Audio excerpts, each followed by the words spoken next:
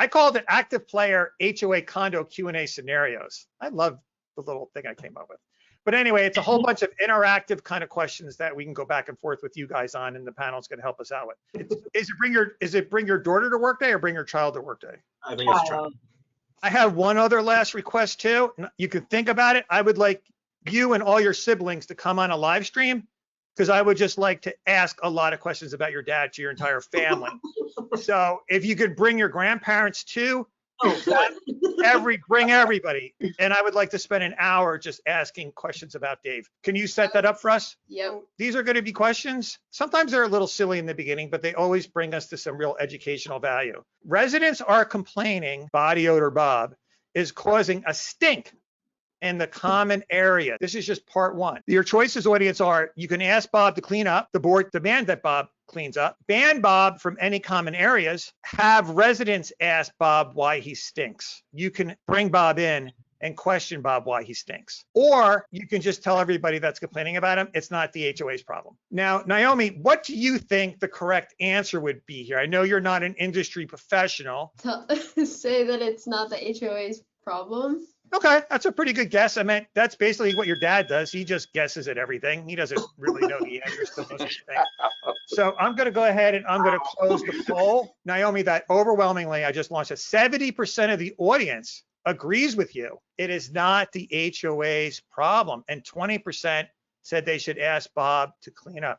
All right, so I'm going to go to our attorneys. This is step one. Stacy, are you surprised that 70% of our audience said just tell everybody it's not the HOA's problem? No, I'm not, because body odor is, it can be a problem with regard to poor hygiene, but I think also it could be a medical problem. Medical, that is a real medical condition, and he provides documentation. Naomi looks disappointed already, Dave. Like, she's like, this is what my dad does for a living.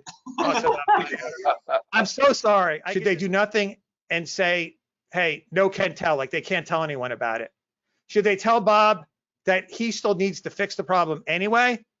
Should he tell Bob that he needs to explain this to the residents, right? Because the residents are angry. Does the board have a right to tell people, or should Bob tell them? And also, is it just mean, and should people just stop calling him body odor Bob? Do you feel bad now that we went that approach because he has a medical condition? So I'm going to poll the audience. 57% said do nothing, but they really can't tell anyone about it. 29% said just stop calling them body odor Bob. And 14% do nothing, but tell people why. What do you think would be the proper scenario? It has a medical condition. People are complaining about it. How should the board handle this or other similar scenarios? So you do have, almost every association has very general rules about nuisances and interfering with other residents' peaceful possession. A foul odor would qualify as a nuisance. However, in this case, you may, depending on the condition, you may have to grant a reasonable accommodation. So the tricky part here is, unless it's obvious what the condition is, you are allowed to ask him or to provide some medical proof that he has this condition.